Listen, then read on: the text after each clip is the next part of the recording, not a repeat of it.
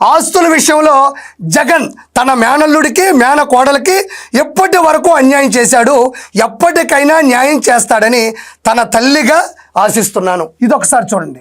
ఆస్తుల విషయంలో జగన్ తన మేనల్లుడికి మేనకోడలికి అన్యాయం చేశాడు, ఎప్పటికైనా న్యాయం చేస్తాడని తన తల్లిగా ఆశిస్తున్నాను.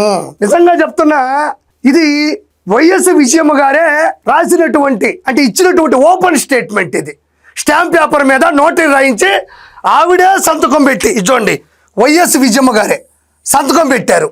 ఇక్కడ చూడండి, తన తల్లిగా ఆశిస్తున్నాను అంటున్నారు. నిజంగా చెప్తున్నా, నేను కూటమిలో ఉండొచ్చు, నేను ఒక మనిషిగా ఆలోచిస్తున్నాను. ఒక తల్లి ఆవేదన అర్థం చేసుకొని రాజకీయాలకు అతీతంగా మాట్లాడుతున్నా. ఏ రాజకీయ చరిత్రలో కూడా ఒక ఎక్స్ ముఖ్యమంత్రి యొక్క తల్లి ఈ విధంగా ఓపెన్గా ఇలాంటి స్టేట్మెంట్ ప్రజలందరికీ ఇవ్వడం మొదటిసారి అని నేను భావిస్తున్నాను. నాకు చాలా బాధగా ఉంది. ఆశిస్తున్నాను. సొంత చెల్లికి సంబంధించిన పిల్లలకి ఇచ్చే ఆస్తుల వాటాల్లో కూడా, చరాస్తుల్లో కూడా అతను వాళ్ళకి దక్కనివ్వట్లేదు. ఖచ్చితంగా ఏదో రోజు వాళ్ళకి ఇస్తాను అని ఆశిస్తున్నాను అన్నట్లేదు. అంటే అభ్యర్థిస్తున్నాను అని బతివులాడుకున్నట్టుంది. అది ఆదేశిస్తున్నాను అని కూడా కాదు, ఆశిస్తున్నాను.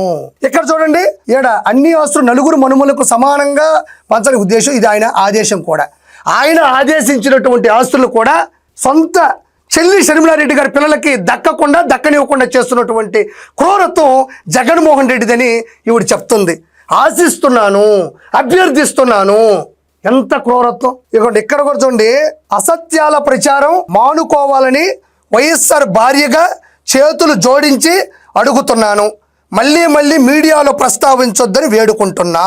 అంటే ఆవిడ అనేది సాక్షి పత్రిక, సోషల్ మీడియా ఉంది కదండి, దాంట్లో దీన్ని వక్రీకరించొద్దు, నేను ఓపెన్ స్టేట్మెంట్ ఇస్తున్నాను, నా కూతురి బిడ్డలకి అన్యాయం జరుగుతుంది, దీన్ని వక్రీకరించి అంటే సాక్షి దానికి సంబంధించినటువంటి సోషల్ మీడియాలో విస్తృతంగా తిప్పొద్దు, నేను చేతులు జోడించి అడుక్కుంటున్నాను అంటుంది. ఇంతకన్నా దారిద్ర్యం, ఇంతకన్నా దౌర్భాగ్యం ఎవరికైనా ఉంటుందా?